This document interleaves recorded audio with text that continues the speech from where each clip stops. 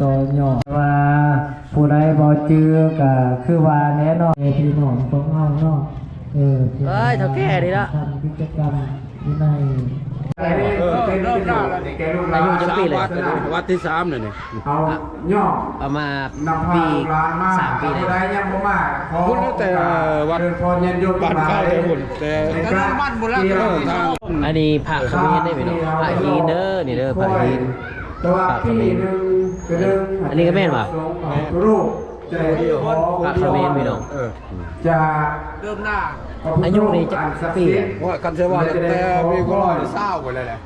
ในการโหวตไปตั้งที่ไผ่เพราะเป็นประโยชน์เป็นกุศลเพื่อจะมาอุปถัมภ์คำสู้ด้วยบุญบารมีที่ในกระทำนี้ไม่ดี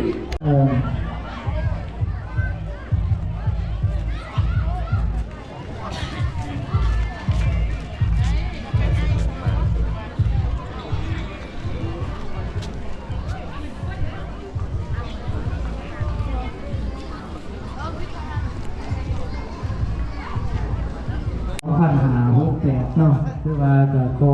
ราชนานิมนต์ทางพ่อแม่ครูอาจารย์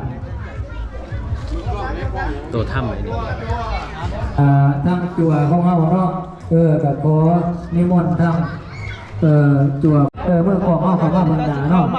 พระบาทก็นางเป็นแถวเนาะทางประธานนายบาทเอาก็เสื้ออีกทาง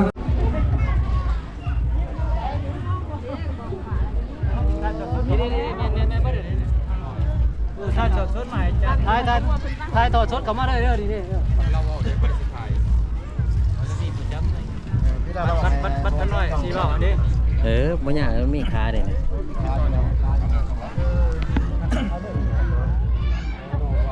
ถึงคนภาษีรัตนไตรขอโอกาสเจริญพรญาติโยมทั้งหลายทางภายในบ้านเราเนี่ยพร้อมด้วยเลขาพระบ้านพร้อมด้วยคณะและเรียหุ้มพร้อมด้วยคณะเจริญพรทางศิลวัตรพร้อมด้วยคณะพร้อมด้วยพ่อแม่ประชาชนบ้านละหยาและบ้านไก่สิทธิ์เที่ยงพร้อมด้วยภายในประเทศลาวคือว่าเป็นกิจกรรมอันใหญ่เป็นกิจกรรมอันสำคัญในการรักษากิจข้องประเพณีอันจบกันงามล้านมีโอกาสระลึกถึงบุญคุณของผู้มีอุปการะคือว่าเพื่อให้ระลึกถึงคนพิจารณาเหตุตัวปีละเทื่อเพราะฉะนั้นเรารักษาและประพฤติปฏิบัติในเทศกาลปีใหม่ต้อนรับปีใหม่และเพื่อเป็นการบูชาถึงพระรัตนตรัยความดีอันประเสริฐเนี่ยต่างไว้ในเทศกาลปีใหม่ให้มีแต่สุขภาพแข็งแรงทุกแข็งแรงและก็ปราศจากพยาธิโรคคาทั้งปวงนะครับทุกความสุขความเจริญและให้มีความเจริญด้วยหน้าที่การงานทุกประการทุกทางทุกคนด้วย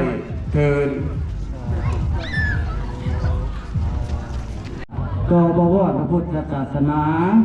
ก็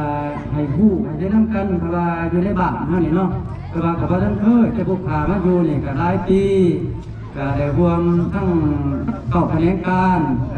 ในรูปแบบสมาชิกอยู่ในบ้านเนาะการเล่าการราทั้งผู้ขากาสิซ้ำนี่เนาะขอเมื่อใส่พ่อทั้งพ่อแม่องค์การจัดตั้งให้มันยืนนี่สุขภาพเข้มแห้งนะขอจบนะขอเสื่อมทางข่าวหน่อยเนาะข่าวคำภาษาเป็นภาษาอังกฤษเนาะพี่น้องชาวบ้านเราอยากทุกคนเนาะขอรับเจ้ากัน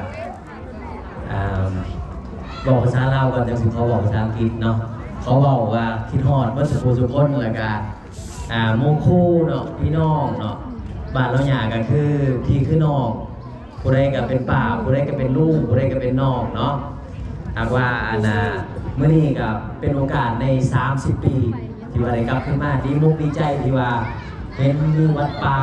เห็นมีการสร้างสาพัฒนาเนาะเห็นความตั้งอกตั้งใจ เห็นความสามัคคีของชาวบ้านเราหยาก็คือพ่อคือแม่คือพี่คือป้าเมื่อสุขุสุคนขอมกขอบใจกันบ่คิดบ่ฝันว่าสิได้กลับมาเมื่อนี้แล้วก็เห็นการเปลี่ยนแปลงครั้งยิ่งใหญ่ขึ้นฮอดสมัยเพิ่นเป็นครูบาตะกี้ข้าพเจ้าก็ยังน้อยๆเนาะแม่นบ่ว่าโอ้มาไหว้พระน้ำเพิ่นซุมื้อเนาะอันนี้ก็ความคิดฮอดคิดถึงเนาะถึงว่ามันสิผ่านไปปานใดก็เป็นลูกไทบ้านเราหยากะขึ้นฮอดไทบ้านเราหยาคือเก่าเนาะฉะนั้นพี่น้องผู้ใดได้ไปทางหลวงพระบางเนาะได้ไปทางสยามบุรีมีโอกาสไปเยี่ยมไปย่ามกะบ่ต้องคิดว่าเป็นผู้อื่นผู้ไกลไทไต่พี่น้องหลายเท่านั้นน่ะไปอยู่ทางเหนือไทไต่พี่น้องหลายเนาะผู้ใดได้ไปกะไปถามหา บ่าวสักจึกกับบาทในหอบ30 ปีก็รวมปีใหม่กับพี่กับน้องที่ว่าได้เป็นเกียรติอย่างยิ่งที่ทางองค์การจัดตั้งหมู่บ้านวันไหนบ่าวสักจึกขึ้นไปกล่าวความคิดฮอดคิดถึงก็ถือเป็นเกียรติอย่างยิ่งเนาะพี่น้องเนาะทั้งพี่ทั้งน้องผู้ใดก็ดีอกดีใจตอนไปผู้เดียวบาดกลับมา 3-4 คนหลังจากทรงพระอยู่บ้านแล้วเนาะพวกเขาก็ได้เดินทางไป